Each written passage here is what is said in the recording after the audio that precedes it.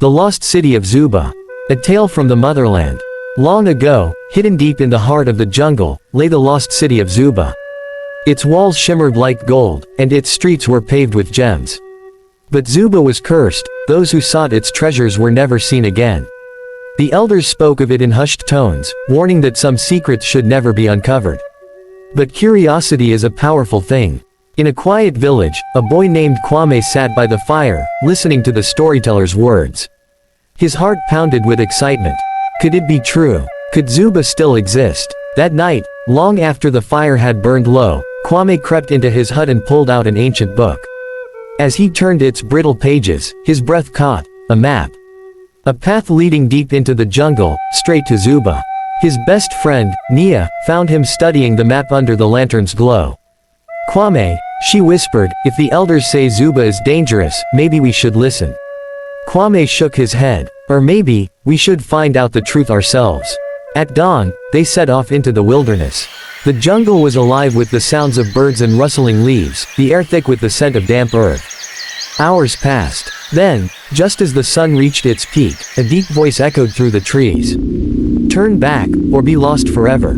Kwame and Nia froze. From the shadows emerged an old storyteller, Baba Tunda, his eyes sharp with wisdom. "You seek Zuba?" he asked, a knowing smile on his lips. "Then beware, the guardian never sleeps." He pointed to the sky. A giant eagle circled above, its gaze locked onto them. But Kwame was undeterred. "We have to see it for ourselves," he said. Baba Tunda sighed and stepped aside, revealing a hidden path overgrown with vines. "Then may the ancestors guide you." They walked for hours until they reached a massive stone gate, flanked by towering statues with glowing red eyes. Suddenly, the statues spoke. "Only the worthy may pass. Answer this, what is more valuable than gold but costs nothing?" Nia's voice trembled. "Love." Kwame's eyes lit up. "No, wisdom." The statues paused, their glowing eyes flickering like dying embers. Then, with a deep rumble, the stone gate creaked open, revealing a dark passage leading underground. A gust of air rushed past them, carrying whispers from an ancient time. Nia hesitated. "Kwame, I don't like this." But Kwame stepped forward, heart pounding with excitement. "We've come too far to turn back now." They descended into the darkness, torches on the walls flickering to life as they passed. The tunnel opened into a vast underground chamber. Pillars of gold stretched toward the ceiling, walls covered in ancient carvings. It was breathtaking, but something felt wrong. Then they saw them. Stone warriors, frozen in battle, their faces twisted in expressions of fear and pain. Swords raised, shields locked in place. It was as if time had stopped. "These aren't statues," Nia whispered, her voice barely audible. "They're people." Kwame's gaze fell on a carving on the wall. He traced the words with his fingers. "Those who seek riches without wisdom, shall turn to stone." A deep growl rumbled through the chamber. The ground trembled beneath them. Dust fell from the ceiling. Then, from the shadows, two massive golden eyes opened. A serpent, its body coiled around the chamber, its scales shimmering like molten gold. The guardian of Zuba had awakened. "Intruders," it hissed, its voice echoing through the chamber. "Your greed has sealed your fate." The serpent lunged. Kwame and Nia barely dodged, sprinting toward the tunnel. The ground cracked behind them as the serpent's massive body crashed into a pillar, shattering it into pieces. Kwame's mind raced. The map. He pulled it out, scanning the symbols. A hidden passage. "This way," he shouted, grabbing Nia's hand. They sprinted down a narrow corridor as the walls shook. Behind them, the serpent roared, its eyes glowing with fury.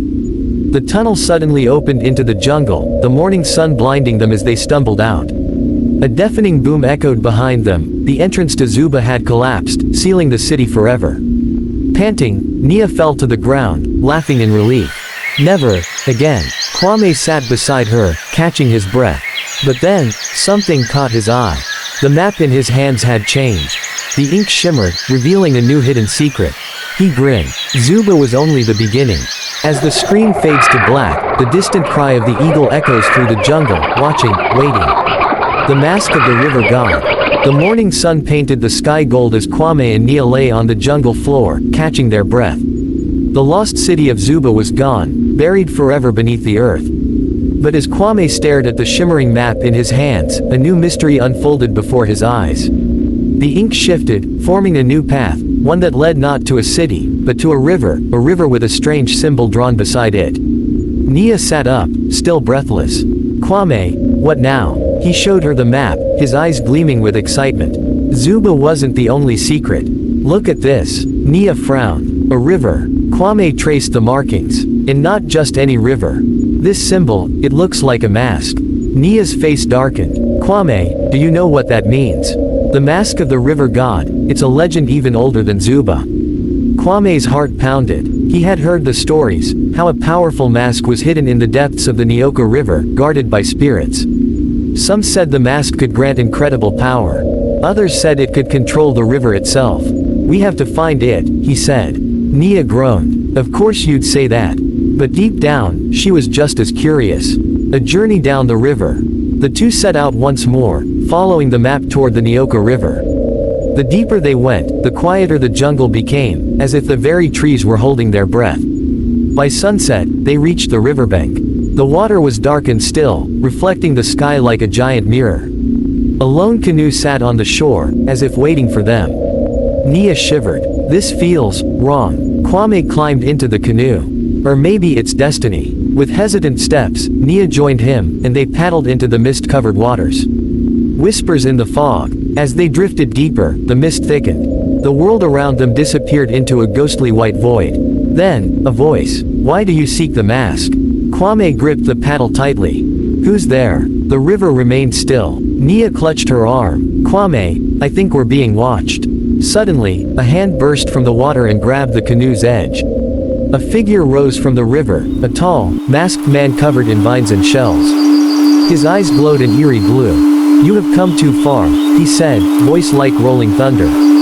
Turn back, or be claimed by the river. Kwame swallowed hard but held his ground. We seek the truth. The masked man lifted a staff, and the river began to churn. The canoe rocked wildly.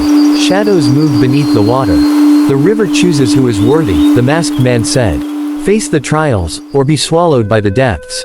Before they could respond, the canoe tipped over, and Kwame and Nia were dragged beneath the water. The trial of the river god. Everything went dark. Kwame opened his eyes. He was floating, surrounded by glowing fish and swirling currents. But Nia was gone. A deep voice rumbled through the water. The first test, find what is lost. Panic surged through Kwame. He kicked forward, searching desperately. Then, he saw her. Nia was trapped inside a swirling bubble of water, her eyes closed. He swam toward her, fighting against the currents pulling him back. The harder he swam, the stronger they became. What is lost cannot be taken by force, the voice warned. Kwame's mind raced. Then, it hit him. Wisdom. The answer was always wisdom. He stopped struggling. Instead, he closed his eyes, letting the water carry him. Slowly, the currents shifted, guiding him to Nia's prison. As soon as he reached out with calm hands, the bubble burst, and Nia gasped for air. You did it, she whispered. The second test begins, the voice boomed. Suddenly, a giant serpent made of water rose before them. It hissed, eyes glowing with blue fire. Face your greatest fear, the voice commanded. Nia trembled. Kwame, I can't do this. Kwame took her hand. We're in this together. The serpent lunged. Kwame and Nia dove aside just in time. The river twisted and turned, trapping them. The serpent struck again. Kwame remembered Baba Tunda's words. May you be wise enough to know when to run. And then, he understood. We're not meant to fight it, Kwame realized. We're meant to accept it. He turned to face the serpent and lowered his hands. Nia followed. The serpent hesitated, then, slowly, it lowered its head, its glowing eyes dimming. The voice spoke one last time. You have passed. The river rushed upward, swallowing them in light. The mask revealed. Kwame and Nia awoke on the riverbank, coughing up water. The mist had cleared. The river was calm once more. And in Kwame's hands lay the mask of the river god. Nia sat up, staring at it in awe. What happens now? Kwame looked down at the mask, its carvings ancient and powerful. The river had chosen them. But for what purpose? As they stood, the jungle around them seemed to whisper. Shadows moved in the trees. And far beyond the river, someone was watching. The curse of the river mask. Kwame stood frozen, the mask of the river god in his hands. It was warm to the touch, almost as if it were alive. The carvings shimmered, shifting like ripples on water. Nia wiped the river water from her face, still catching her breath. Kwame, I don't think we should have this. Kwame turned the mask over, tracing its patterns. The river chose us, Nia. Maybe it was meant to be found. A low wind rustled through the jungle, carrying whispers that sent chills down their spines. The feeling of being watched grew stronger. Then, a voice spoke from the shadows. That mask does not belong to you. Kwame and Nia spun around. Emerging from the trees was a tall figure draped in dark robes, his face hidden behind an old wooden mask. In his hands, he carried a long staff wrapped in vines. His presence felt wrong, like a storm waiting to break. The river does not give gifts, the stranger said. It gives warnings. And you have ignored them. The power awakens. Kwame clenched the mask. Who are you?